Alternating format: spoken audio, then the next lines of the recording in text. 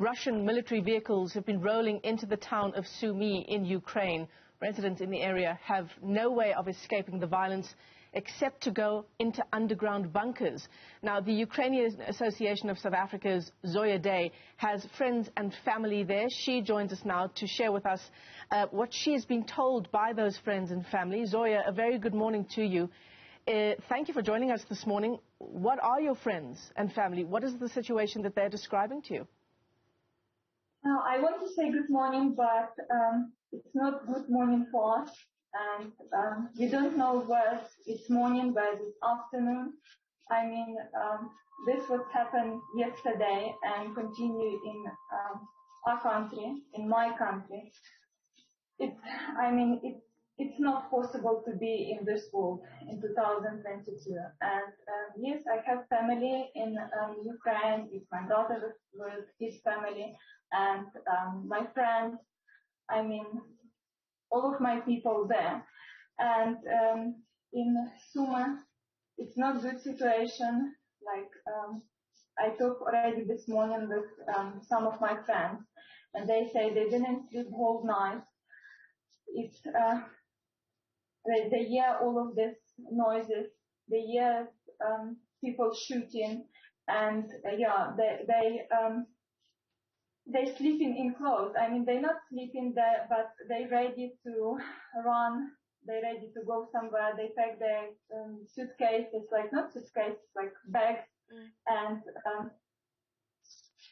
we're really worried about Ukraine.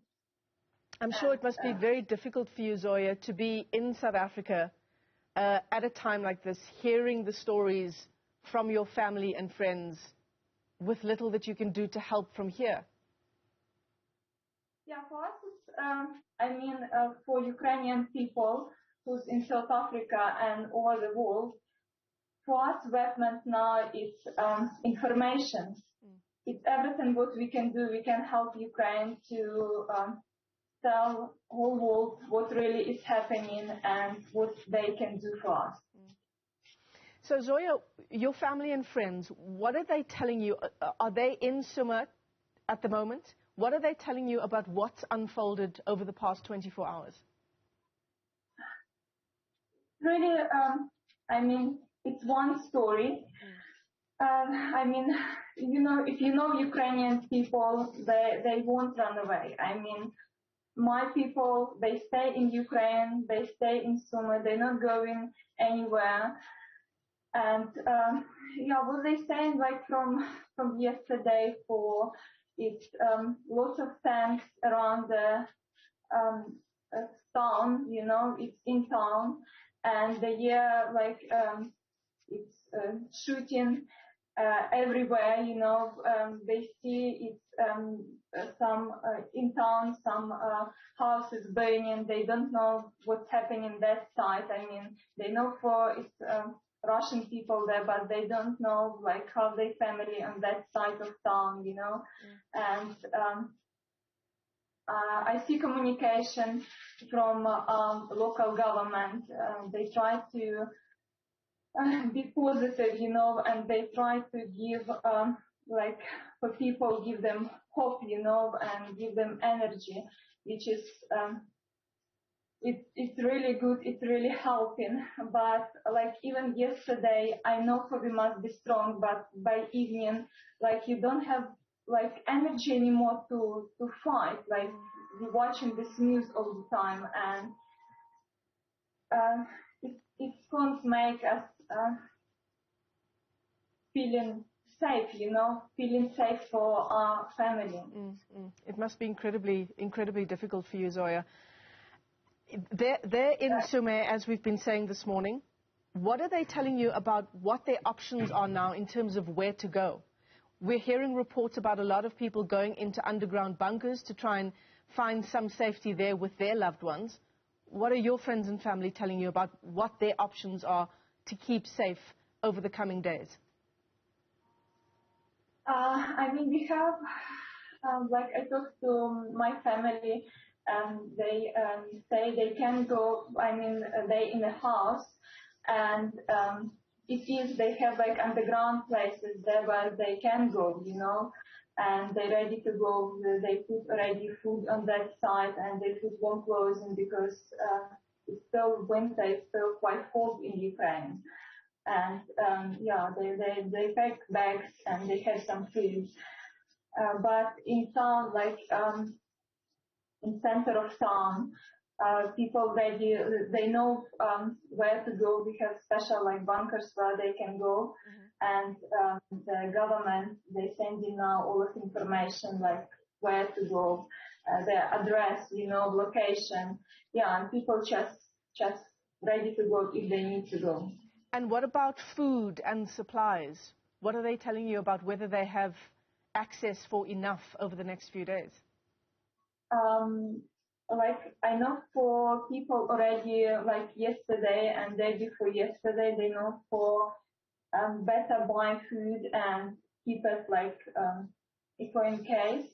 But I know for not all of, like lots of shops, like shopping centers, they don't have lots of food anymore because it was yesterday, it was big queue. I have a friend who's working in a shop and she told me for until 2 o'clock, she was working until 2 or 4 o'clock yesterday, and she said people buying like everything what they can buy, and they actually didn't work like the whole day yesterday because it's small shop and they don't have food anymore. They don't have to. They don't sell anymore because it's nothing to sell, you know. Yeah. So Zoia, for people that you know here in South Africa who are asking you about the invasion of Ukraine, how do you explain it to them in a context where Russian President Vladimir Putin says that Russia doesn't feel safe because there is this constant threat from Ukraine, saying that the country is overrun by extremist groups, and this is why Russia has launched, in part, this attack on Ukraine to try and demilitarize the country. But what are you telling people in South Africa when they come to you and say, what's happening in your country? It's Ukraine, who is not feel safe? It's Ukraine. I mean, we have this war already for 8 years. I mean, it's not start just yesterday. We have this war already for 8 years.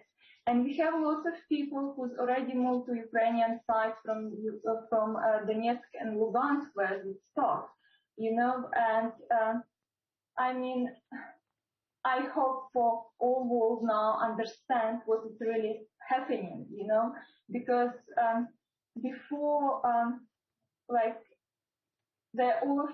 lots of people don't know what's happened in Ukraine, you know, but I mean, now you can see clearly what's happened and who's not safe now. Zoia, let me thank you for your time this morning. I know it's been incredibly difficult for you to talk on the issue of your home country while you're here in South Africa, hearing the stories from your family and friends from so far away. But thank you for joining us this morning on Channel 405. We understand that protests have been planned by the Ukrainian Association of South Africa. That's the association that Zoia Day is from. It's been planned at the Russian Embassy in Pretoria and at its consulate in Cape Town as well.